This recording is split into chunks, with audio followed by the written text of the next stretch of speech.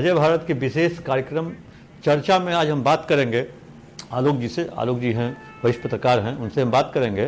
तो कुछ बातें ऐसे सामने आ रही है जो सत्र के बाद, जिस तरह से हमने पहले बताया था, जो ब्यूरोक्रेसी में भी कुछ ट्रांसफर पोस्टिंग होगा, चेंजेज होगा। बीजेपी के कहें जो बिहार कैबिनेट के कई सारे चेहरे बदल सकते हैं, और ये चेहरा ऐसा हो सकता है, ये परफॉर्मेंस के आधार पर हुआ, क्योंकि लोकसभा चुनाव में जिस तरह का परफॉर्मेंस हुआ, उसके बाद रुपौली उपचुनाव में जो जेडीयू हारी, वैसी स्थिति को देखते हुए नीतीश कुमार निर्णय लिए हैं जो अब कुछ चेंजेज करेंगे। चाहे वो अब तो बीजेपी के लिए भी वही निर्णय लेते हैं, और नीतीश कुमार की और भी बहुत सारी इच्छाएं हैं कैबिनेट के अलावा भी, चेंजेज के अलावा, क्योंकि उनकी इच्छा है जो 2 डिप्टी सीएम में से 1 डिप्टी सीएम जेडीयू का हो, उनकी इच्छा है। और उन्होंने एक तरह से कहें जो नाम भी तय कर लिया है। हम आलोक जी से जानेंगे एक एक करके जो आखिर कैबिनेट में बदलाव क्यों किया जा रहा है, क्या इसकी ज़रूरत थी और क्यों इसकी ज़रूरत पड़ी। हम सब कुछ बात करेंगे एक परत दर परत, इनसे हम समझेंगे। और ये कहा जा रहा है नीतीश कुमार, क्योंकि सावन में ही अच्छा काम होता है, भादों में कोई शुभ काम नहीं होता है। वैसे नीतीश कुमार तो भादों में भी शादी करवा के टिकट दे दिए हुए हैं कविता सिंह को, तो वैसी स्थिति एमपी भी बना दिए, इस बार टिकट भी काट लिए। तो सावन में क्या ऐसा नीतीश कुमार करने जा रहे हैं, कौन सा चेहरा है जो बदलने वाले हैं, कोई नया आने वाला है, कुछ बाहर जाने वाला है? देखिए, कैबिनेट से Samrat Choudhary as a deputy CM बाहर हो सकते हैं, ये तय माना जा रहा है। लोकसभा चुनाव के दौरान आपने देखा होगा कि जो उनका कोर बैंक है कुशवाहा समाज, वो सम्राट चौधरी के पक्ष में वोटिंग नहीं किया है। और आपने ये भी देखा होगा, दूसरी रेणु देवी का भी नाम आ रहा है कि वो उम्र के कारण थोड़ी सी लाचार दिख रही हैं और काम करने में उनको दिक्कत हो रही है। इस परिस्थिति में बीजेपी से 2 चेहरे का तो नाम लगभग कन्फर्म है, और इनके जगह संजय सरावगी हों या किसी चौरसिया हों, हाँ, संजय सरावगी या संजीव चौरसिया, दोनों एक वैश्य समाज से आते हैं। और सम्राट चौधरी की जगह हो सकता है कि किसी एमएलसी को जगह मिले बीजेपी से। हाँ, लेकिन नीतीश कुमार की इच्छा है जो जेडीयू का डिप्टी सीएम हो, एक डिप्टी सीएम जेडीयू का एक होगा। हाँ। और हो सकता है कि डिप्टी सीएम के रूप में जो नए नीतीश कुमार के उत्तराधिकारी के रूप में आ रहे हैं, मनीष वर्मा, उनकी एंट्री हो सकती है, या जो नीतीश कुमार के केयर टेकर की भूमिका में है विजय चौधरी जी, उनकी एंट्री हो सकती है। मंत्रिपरिषद में हो सकता है कि नीरज कुमार की एंट्री हो जाए और नीरज सिंह हट जाए। लेकिन नीरज सिंह कैसे हटेंगे? राजपूत तो एनडीए से नाराज था, फिर आप राजपूत को हटा दीजिएगा। तो हो सकता है रुपौली के विधायक शंकर सिंह को जगह मिल सकती है। और से 2 राजपूत पहले से मंत्री हैं अभी। आप देख रहे होंगे कि लेसी सिंह मंत्री हैं, सुमित सिंह मंत्री हैं, तो राजपूत का तो कोटा फुलफिल हो ही रहा है। लेकिन मनीष वर्मा के नाम पे हमको नहीं लगता है जो नीतीश कुमार तैयार होंगे, क्योंकि नीतीश कुमार खुद कुर्मी जाति से आते हैं और मनीष वर्मा भी कुर्मी जाति से आते हैं। तो एक कैबिनेट में 2 देखिए, मनीष वर्मा को जेडीयू में मजबूत आरसीपी सिंह के काट के लिए किया रहा है। मनीष वर्मा भी कुर्मी समाज से आते हैं, आरसीपी सिंह भी कुर्मी समाज से आते हैं। मनीष वर्मा भी आईएएस रहे हैं, आरसीपी सिंह भी आईएएस रहे हैं। ठीक 50 वर्ष की आयु में आरसीपी भी नेतागिरी में आए थे, मनीष वर्मा भी 50-52 के एज में सभी तरह की कुंडलियां जो है आरसीपी के रिप्लेसमेंट के रूप में इनकी दिख रही है। तो हमको तो कुछ और भी दिख रहा है। आरसीपी जिस तरह से बेदखल किए गए, कहीं वो न भी जो मिल जाए ना, उसकी संभावना कम है, क्योंकि आरसीपी नीतीश कुमार के जाति के थे, उनके रिश्तेदार नहीं थे। लेकिन मनीष वर्मा के बारे में तो कहा जाता है लेकिन नीतीश कुमार ने कभी दूर के रिश्तेदार हैं, भगना कहते हैं अपने आप को। हाँ। और नीतीश कुमार भी उनको इसीलिए रखे हैं, तो कहीं ना कहीं उनके उत्तराधिकारी के रूप में इनको देख रहे हैं। तो लेकिन कहें जो, और दूसरा नाम विजय चौधरी का भी आ रहा है डिप्टी सीएम में। हाँ, तो विजय चौधरी अभी जेडीयू के सरकार के कर्ता धर्ता माने जाते हैं। आज मुख्यमंत्री भी कुछ अगर करते हैं तो विजय चौधरी का सलाह जरूर लेते हैं अच्छे कामों में। बिहार कैबिनेट का जो एक्सपेंशन है, अभी 30 लोग हैं सीएम को लेकर के, 36 की संभावना रहती है, 35। तो वैसी स्थिति में आगामी विधानसभा चुनाव को देखते हुए ये सीट लगता है खाली नहीं रहेगा। और नीतीश कुमार हर समय 1 से 2 सीट खाली रखते हैं। किसी को सेटल करने के लिए। तो आप अगर होगा भी तो 33 जाएगा, 34 मैक्सिमम हो सकता है, 35 के 35 नहीं भरेगा, 35 तक जा सकता है। तो हाँ। मतलब नए चेहरे में सरावगी है या संजीव चौरसिया है, डिप्टी सीएम के रूप में मनीष वर्मा भी कहे जा रहे हैं, या और चौधरी भी कहे जा बीजेपी रहे हैं। से डिप्टी सीएम के रूप में प्रेम कुमार का भी नाम आ रहा है। प्रेम कुमार, लेकिन प्रेम कुमार जी का एज बहुत हो गया है। प्रेम कुमार अब उस एज में आ गए हैं जो अब ज़्यादा सब, क्योंकि उसी एज के कारण रेणु देवी का कहा जा रहा है जो उनका पत्ता साफ होने वाला है। रेणु देवी, देखिए रेणु देवी का क्षेत्र में भी काफ़ी शिकायतें उनकी है, और लोकसभा चुनाव के दौरान भी उनका परफॉर्मेंस कोई खास नहीं रहा, इस नाते भी रेणु देवी का पत्ता साफ हो सकता है। और दूसरी बात कि एनडीए चाहेगा कि जो मगध और शाहाबाद का क्षेत्र है उसको कुछ इस तरह से मजबूत किया जाए कि विधानसभा में 2020 के विधानसभा या लोकसभा 2024 की लोकसभा वाली स्थिति दुहराई न जा सके।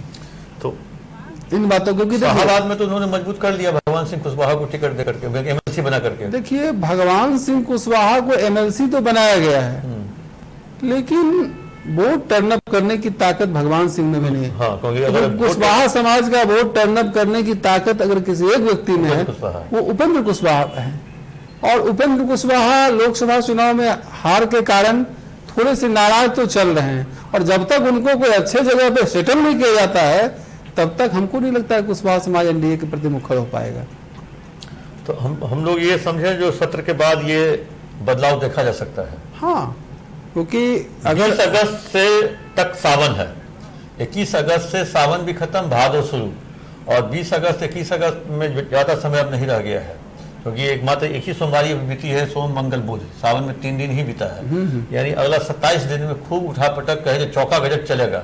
फलना नीरज कुमार की भी बात चल रही है, मंत्री बनेंगे, सराबगी की बात चल रही है, संजीव चौरसिया की बात चल रही है। हालांकि सत्ता पक्ष ने ये जो विधान परिषद में कुछ लोगों का जो मनोनयन हुआ है, तो इस खेल में लगभग सभी जातियों को खुश करने की कोशिश की गई है। जैसे विधान परिषद में आप देख रहे होंगे कि अवधेश नारायण सिंह सभापति बनाए गए हैं, शाहाबाद क्षेत्र से हैं, शाहाबाद क्षेत्र से राजपूत जाति से हैं। तो कुल मिलाकर जो राजपूत जाति नाराज है उनको खुश करने के लिए अवधेश नारायण सिंह को बनाया गया है। अति पिछड़ा चेहरा के रूप में लगभग 80 साल पार कर चुके रामबच्चन राय को उपसभापति बनाया गया है। सदन में उपनेता के रूप में राजेंद्र गुप्ता और ललन सर्राफ को जिम्मेदारी दी गई है, तो वैश्य समाज से हैं। संजय मयूख, काश जाति के लोग नाराज चल रहे थे, रविशंकर प्रसाद को मंत्री नहीं बनाया गया है, तो संजय मयूख को उप मुख्य सचेतक बनाया गया है। सचेतक के रूप में रीना देवी और नीरज जी की नियुक्ति की गई है। मैं कुल मिलाकर हर समाज को खुश करने के लिए काम किया गया है। ये लोग तो अपर फ्लोर के है ना, इनका जनता से उतना तो संबंध रहता नहीं है। लेकिन विधानसभा चुनाव में ये लोग तो स्टार प्रचारक की भूमिका में वोट मांगने तो जाते हैं, लेकिन ये अपर हाउस के लोग हैं, इनकी जनता के बीच में पहुंच या पकड़ जो एमएलए और एमपी जो जनता। लेकिन विधानसभा सत्र के दौरान सब लोगों को एक बात खटक रही है, क्या कि 3 दिन विधानसभा हो गया, अब 2 ही दिन शेष है, कल और परसों। हाँ, लेकिन विपक्ष सरकार का एक अंग होता है, और जब तक विपक्ष जागरूक नहीं होता है तब तक सरकार की काम सही ढंग से नहीं हो पाता है, आकलन सही ढंग से नहीं हो पाता है। और 3 दिन के दरमियान देखा जा रहा है कि विपक्ष गायब है, नेता प्रतिपक्ष विदेश में। आजादी के बाद ही पहली बार होगा ऐसा जो कोई सत्र बिना नेता प्रतिपक्ष के चला हो। हाँ, पूरा का पूरा सत्र निकल जाएगा, चाहे 5 ही दिन का सत्र क्यों न हो, लेकिन ये पूरा का पूरा सत्र निकल गया, लेकिन नेता प्रतिपक्ष नहीं दिखे, विदेश की यात्रा पे हैं। और लोग कह रहा, कोई लोग कह रहा इलाज करा रहे हैं, कोई लोग कह रहा है यात्रा पे हैं। वो तो उनका निजी मामला है। ये पहले से ही अनाउंस है, 1 महीना पहले से, कि 22 तारीख से सदन चलेगा। तो अगर आप सदन के दौरान, सत्र के दौरान आप अपनी विदेश यात्रा का टूर बनाते हैं, तो ये तो जनता समझेगी भाई कि आप शुक्र के बाद जाते हैं। कि सरकार को घेरने से आप बचना चाहते हैं। आपको डर है कि सरकार को घेरेंगे तो कहीं हमको ईडी सीबीआई न तंग करने लगे। नहीं, सरकार को नहीं, वो नीतीश कुमार को भेजना नहीं चाहते हैं, वो एक दरवाजा खोल कर रखना चाहते हैं। बात सही है, बात सही, कौन बीजेपी को टारगेट करते हैं तेजस्वी आजकल, लेकिन नीतीश कुमार को टारगेट नहीं लेकिन बीजेपी, देखिए ये तो नेता प्रतिपक्ष की मजबूरी है, लेकिन आपने कल देखा होगा कि अवधेश बाबू के सभापति बनाने के लिए प्रस्तावक राबड़ी देवी प्रस्तावक भी थी, और उनको सीट तक बैठाने के लिए दो तीन चीज आपने गौर किया। एक तो संजीव हंस के यहाँ ईडी का रेड, बहुत सारे परत दर परत खुल के सामने आ रही हैं। वो रेप वाला मामला, पटना के सीनियर एसपी को उसको ट्रू करना, पटना के सीनियर एसपी के ट्रू के दौरान, तफ्तीश के दौरान बहुत सारी चीज़ें आई हैं निकल के। गुलाब यादव का उसका कनेक्शन, मीटर कंपनियों के द्वारा मर्सिडीज कार लेन देन का मामला, मर्सिडीज कार गिफ्ट में देना, ये सब बातें पुलिस की डायरी में है। और नीतीश कुमार की सरकार है, नीतीश कुमार के वो चहेते आईएएस हैं, लेकिन तेजस्वी यादव ने एक शब्द भी नीतीश कुमार और संजीव हंस के बारे में बयान नहीं दिया। कैसे बोलेंगे? गुलाब यादव तो उन्हीं के आदमी है ना, थे इस बार तो उनसे बगावत किए हैं, लेकिन अभी भी गुलाब यादव उन्हीं के आदमी हैं। हाँ ठीक है, गुलाब यादव उनके आदमी है, लेकिन और आज हम देखें कि जब सुनील कुमार सिंह, देखिए राजद में भी, विधान परिषद में मैं देख रहा हूं, जब से अब्दुल बारी सिद्दीकी आए हैं तो परिषद में आरजेडी का 2 खेमा हो गया है। सुनील कुमार सिंह की अपनी डफली है और अपना राग है, और सिद्दीकी जी का अपनी डफली अपना राग है। हम देखें कि गया के एमएलसी हैं नागेंद्र, सहकारिता से जुड़ा उनका कुछ मामला था, तो उनके सवाल पे प्रेम कुमार जो मंत्री हैं उनके जवाब से नागेंद्र संतुष्ट नहीं थे, तो सुनील जी कुछ समझा रहे थे। सुनील जी मुख्य सचेतक हैं नेता प्रतिपक्ष के, प्रतिपक्ष आरजेडी के, विपक्ष के, लेकिन उनको टोकते हुए सिद्दीकी जी बैठिए, बहुत अब सरकार का पक्ष ले रहे हैं। और आपने देखा होगा कि मुख्यमंत्री भी कल इस्तीफा इशारा कर रहे थे, सॉरी इस्तीफा नहीं, इशारा कर रहे थे। सुनील सिंह सदन में टीका लगा के आए थे, अवधेश बाबू भी टीका लगा के आए थे, दोनों को कह रहे थे सुनील सिंह टीका लगा लिए हैं, मतलब कि अवधेश बाबू के साथ हैं वो। कहीं ऐसे इशारा हो जो सुनील सिंह बीजेपी की जोर जाने की तैयारी में लगे। देखिए अभी आरजेडी के सदन में 9 सदस्य हैं, नहीं 9 नहीं, मतलब 10 से ऊपर हैं, 10 से ऊपर हैं, 11-12 होंगे, और तोड़ने के लिए चाहिए 5। ऐसा न हो कि आरजेडी फिर एक बार टूट जाए सुनील सिंह के नेतृत्व में। हो सकता है टूट जाए, क्योंकि नाराज चल रहे हैं। कार्तिक मास्टर हैं, अजय कुमार सिंह हैं, कई लोग इस तरह के हैं जो कि चाहेंगे कि हम सरकार का अंग। हम लोग बात कर रहे थे नीतीश मंत्रिमंडल का, तो कुछ चेहरा बदल सकता है, तो चेहरा बदलने में ये लोग भी शामिल हो सकते हैं। अच्छा, ये जो 7 लोग जो, जैसे देखिए अनंत सिंह ये चाहेंगे ना भाई, हाँ, कि अगर नीलम देवी को मंत्री नहीं बनाया जाता है, हाँ, तो कार्तिक मास्टर को फिर से मंत्री बना दिया जाए। इसलिए हम बोल रहे हैं कि अगर सरकार में फेरबदल होगा तो हो सकता है कि परिषद के चेहरे में भी फेरबदल हो। लेकिन कार्तिक मास्टर तो अभी भी आरजेडी के साथी हैं, वो भी देखिए साथ, ऊपर से साथ हैं, अंदर से नहीं है। अब अंदर से अनंत सिंह जिधर है उधर रहेंगे वो। सही बात है, अनंत सिंह तो अभी आरजेडी के साथ नहीं है, और आरजेडी के साथ नहीं है, मतलब हो सकता है। अच्छा, ये 7 विधायक जो दल बदल किए हैं, जो सरकार को बचाने में 7 अपने अपने पार्टी, लेकिन कहें तो विधिवत रूप से वो उसी पार्टी में भी माने जाते हैं, क्योंकि जब तक विधानसभा अध्यक्ष का फैसला नहीं आता, या इनको हटाया नहीं जाता, या कोई नया गुट देकर, नहीं, इन लोग को असंबद्ध सदस्य के रूप में रखे हुए हैं विधानसभा अध्यक्ष। तो वैसी स्थिति में हमको लगता है जो उन 7 में से किसी की अभी मंत्री बनने की संभावना नहीं होगी। नहीं, मंत्री तो नहीं बनाया, उन लोगों को नेता बना दिया गया। नहीं, उन लोगों को उप मंत्री का दर्जा दे दिया गया विश्वती में डाल के। तो नहीं बनते तो मंत्री की सुविधा तो मिल रही है उन लोगों को। और या सरकार की जो कमेटियां होती है विधानसभा की, उसमें उनको सभापति बना दिया जाता है, उनको भी मंत्री का दर्जा हो जाता है। अच्छा, एक चीज और दर्शकों को बता दीजिए, जो दूसरा जो राज्यसभा का सीट है, उससे किसके जाने की संभावना है एनडीए की तरफ से? देखिए एनडीए में पहली दावेदारी तो ऋतुराज सिन्हा की बन रही है इसमें, लेकिन दूसरी दावेदारी आरके सिन्हा की भी है। आरके सिंह आरा से जो चुनाव लड़े हैं, आरके सिंह ही मैंने बोला था, सुनने में लगता थोड़ा सा। क्योंकि आरके सिंह लोकसभा चुनाव हारे हैं, केंद्र के कद्दावर नेता रहे हैं, केंद्रीय मंत्री रहे हैं, तो उनका भी दावा बन रहा है। देखिए, लेकिन उनसे ऊपर है ऋतुराज सिन्हा। ऋतुराज सिन्हा का नाम ऊपर, क्योंकि देखिए ऋतुराज सिन्हा एक यूथ प्रधान चेहरा है और लगातार पटना से जुड़े हुए रहते और हैं, काम कर रहे हैं, जनता से जुड़े हुए हैं, जनता से जुड़े हुए रह रहे हैं। उनकी तो दावेदारी इस बार थी पटना साहिब के लिए, लगभग एक तरह से कहें फाइनल भी हो चुका था। लेकिन रविशंकर जी बेचारे हाथ गोर पर के अपना सीट बचा लिए और कहे भाई हम तो बूढ़ा हो ही गए हैं, एक मौका हमको और एक मौका और दे दिया जाए। और वैसे वो मौका पटना के लोगों को नहीं मिलने वाला है उनसे मिलने का, और उनका ठीक है भाई, जो कोटा है, जो काम होगा वो होगा ही। लेकिन रविशंकर प्रसाद के यहाँ कोई कहें जो जनता का दर्शन अपने सांसद का नहीं कर पाता है।